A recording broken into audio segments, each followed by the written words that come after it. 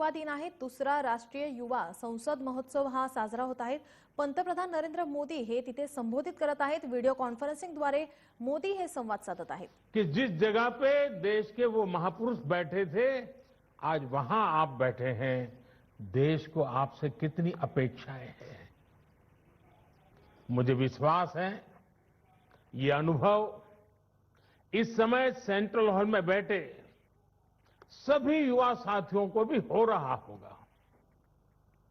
आप सभी ने जो यहां संवाद किया, मंथन किया, वो भी बहुत महत्वपूर्ण है। इस दौरान स्पर्धा में जो विजेता हुए हैं, उनको मैं बधाई देता हूं, अपनी शुभकामनाएं देता हूं।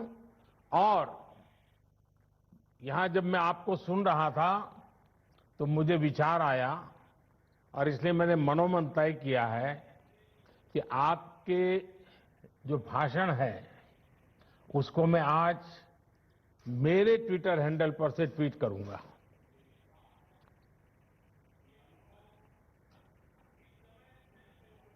और आप तीन का ही करूंगा ऐसा नहीं।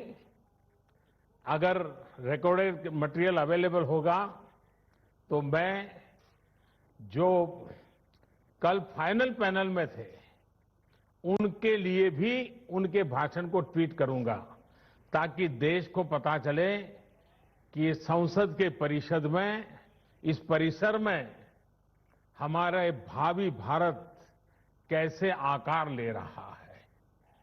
तो मेरे लिए ये बहुत गर्व की बात होगी कि मैं आज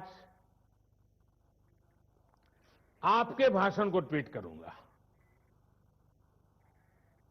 साथियों, स्वामी जी ने जो देश और समाज को दिया है वो समय और स्थान से परे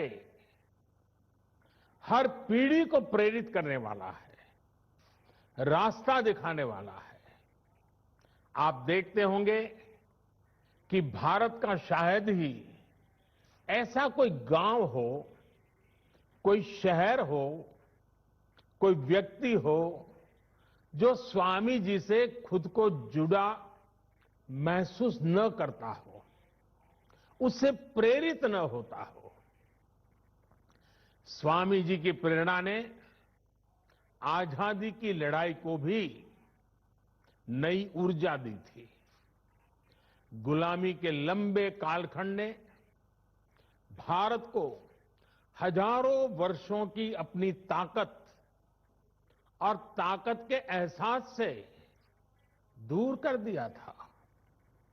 स्वामी विवेकानंद ने भारत को उसकी वो ताकत याद दिलाई, एहसास कराया, उनके सामर्थ्य को उनके मन मस्तिष्क में पुनर्जीवित किया, राष्ट्रीय चेतना को जागृत किया। आप ये जानकर हैरान रह जाएंगे कि उस समय क्रांति के मार्ग से भी और शांति के मार्ग से भी, दोनों ही तरह से जो आजादी के लिए जंग चल रहा था, आजादी की लड़ाई लड़ रहे थे, वो कहीं न कहीं स्वामी विवेकानंद जी से प्रेरित थे। उनकी गिरफ्तारी के समय, फांसी के समय स्वामी विवेकानंद से जुड़ा साहित्य जरूर पुलिस के हाथ आता था। तब इसका बाकायदा अध्ययन करवाया गया था कि स्वामी विवेकानंद जी के विचारों में ऐसा क्या है जो लोगों को देशभक्ति के लिए, राष्ट्र निर्माण के लिए, आजादी के लिए मर मिटने की प्रेरणा देता है। हर नवयुवान के मस्तिष्क को इतना प्रभावित करता है।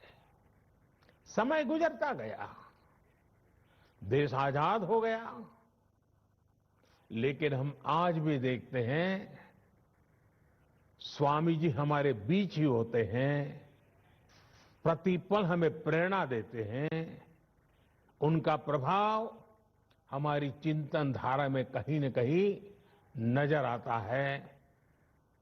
आध्यात्म को लेकर उन्होंने जो कहा, राष्ट्रवाद, राष्ट्र निर्माण, राष्ट्रभक्ति को लेकर उन्होंने जो कहा, जन सेवा से जग सेवा को लेकर उनके विचार आज हमारे